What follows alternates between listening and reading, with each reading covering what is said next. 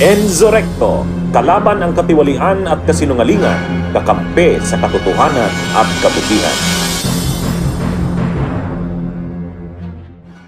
Kinumpirma ng Department of Foreign Affairs na 16 na Pilipino pa ang nasa kustudiya ng pulisya sa Qatar matapos lumahok sa isang ipinagbabawal na protesta. Sa 20 na inaresto, 4 na ang napalaya, kabilang ang 3 minor de edad, ngunit nananatili sa kustudiya ng Qatar Police ang kanilang ina. Sabi ko 19, 16 lang. 3 doon minors, pinalaya na. Yung minors, teenagers, even batang-bata, no? Pinalaya. So, your mother though is in custody. So, 16 ang nasa kustudiya pa ng police.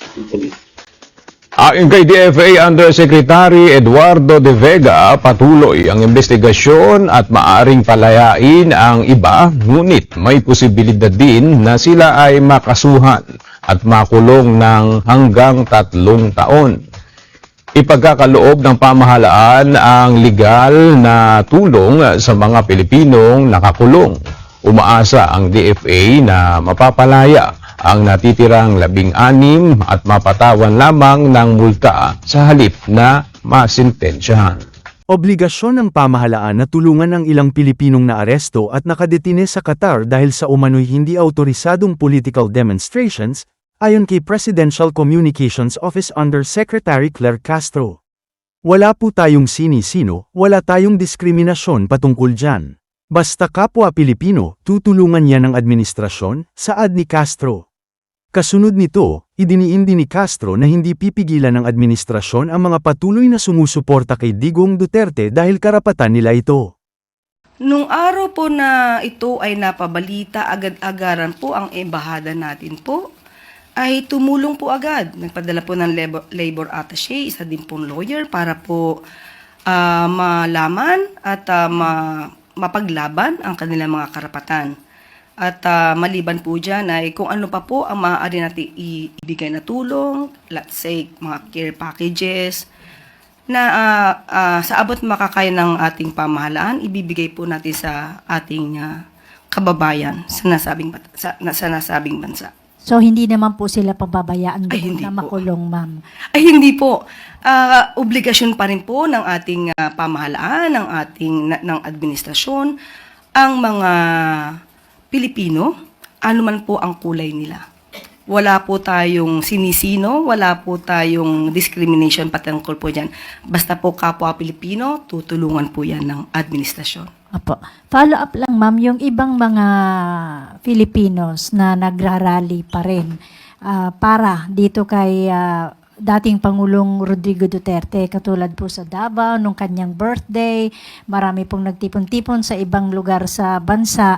Ano po ang nakikita nyo rito? Marami pa rin yung mga sumusuporta sa kanya sa dami ng mga umattend. I'm sure nakita rin po ito ni Presidente. Ano po ang take niya dito sa ganitong mga sitwasyon? Kung nag-celebrate po sila ng birthday po ni dating Pangulong Duterte, hindi naman po natin mapipigilan yan. Kung maraming sumusuporta sa dating Pangulong Duterte, karapatan po nila yon. Hindi po natin to pipigilan. Umapila naman si Harry Roque sa mga opisyal ng Qatar matapos maaresto roon ang ilang DDS na nagsagawa ng demonstrasyon sa kaarawan ni Digong Duterte. We're appealing to the Qatari authorities. The state of Qatar has always been a very good friend of President Rodrigo Roa Duterte.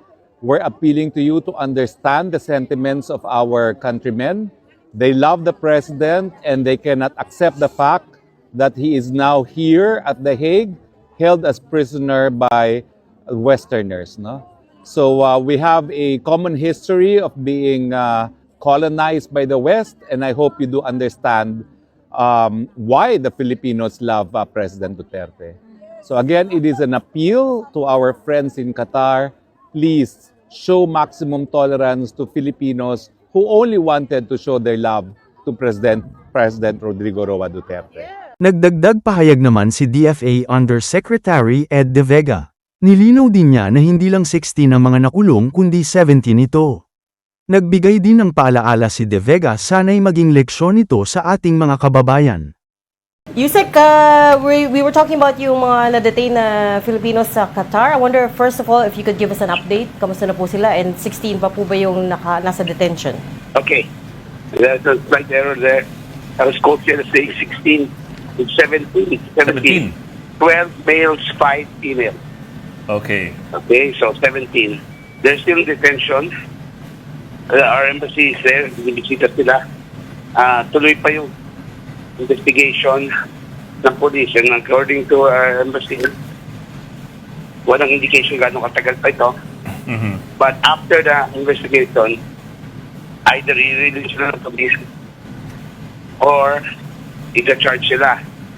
Now, maaari i-release or ang charge lang yung organizer kasi yun ang paulit-ulit na tinatanong who organized this. So, but we must emphasize, harmless naman yung rally.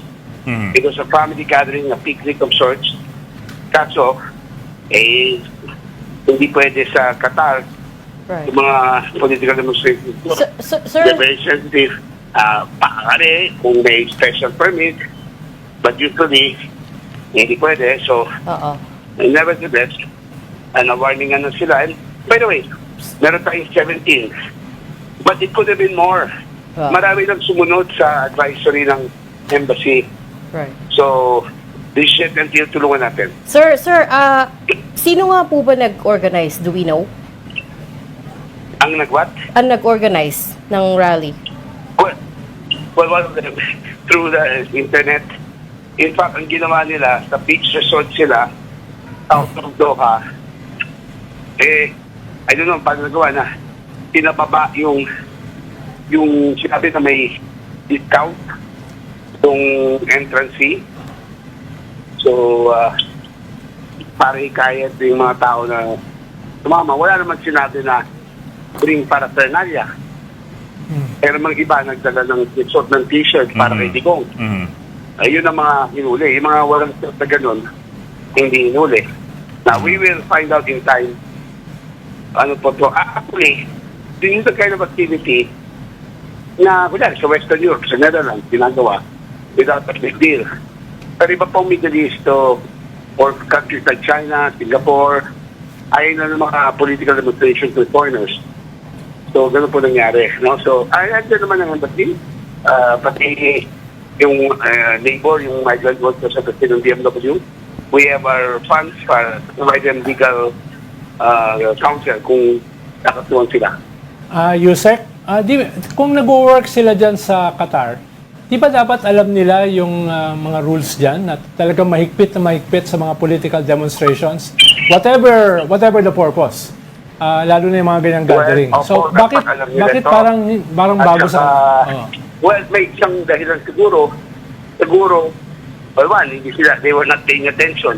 Kasi tinuturo din namin yan sa yung tinatawag na pre-departure orientation seminar. Pag legal kang OFW, diba, dumadaan kang BMW o meron kang seminar para turuan kayong tukod sa condition ng host country. Ito ang posibilidad. Qatar is not a closed society tulad ng in Saudi Arabia. They are Wahhabi traditional Islam. Kaya nagbibihis yung babae, hindi mo nakikita yung mukha nila, ganyan. Yung Qatar, mas liberal. So siguro, napagkamalang ng ating mga babae na parang Pilipinas.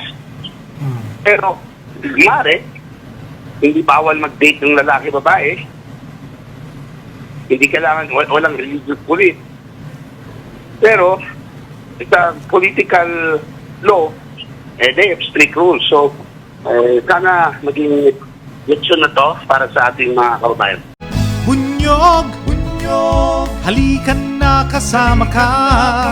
Bunyog, kapag buklod ay may pag-asa. Luzon, Visayas, Mindanao, isa ang pananaw. Sa bagong Pilipinas ang bunyog isisigaw. Bunyog.